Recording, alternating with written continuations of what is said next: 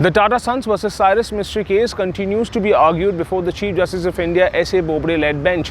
At one point today, CJI S.A. Bobde questioned senior advocate Harish Salve as to whether at all he was bringing in the basic structure doctrine argument in the entire case, to which senior advocate Salve replied in the affirmative. It has been argued that the amendment to the articles cannot be called as oppressive since the entire amendment procedure was followed lawfully and there was unanimous voting on the issue.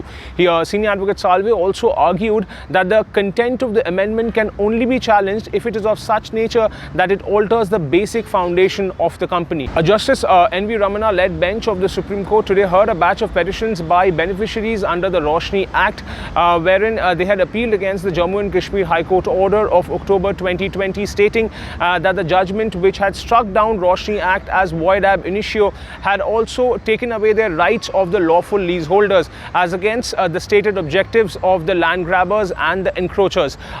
Justice Ramana-led bench has today stated that the Jammu and Kashmir High Court will be dealing with the review applications in the case on December 21st, and all the petitioners who were before the Supreme Court today can approach the Jammu and Kashmir High Court too with their review applications, and the High Court is free to decide the matter on December 21st. This case before the Supreme Court will be taken up now in the last week of January. Well, a Justice A.M. Khanwilkar-led bench of the Supreme Court today took up the appeal of the former Secretary of the Supreme Court Bar Association Ashok Arora, challenging the Delhi High Court order which had refused to stay the suspension of Arora as the Secretary of the Association.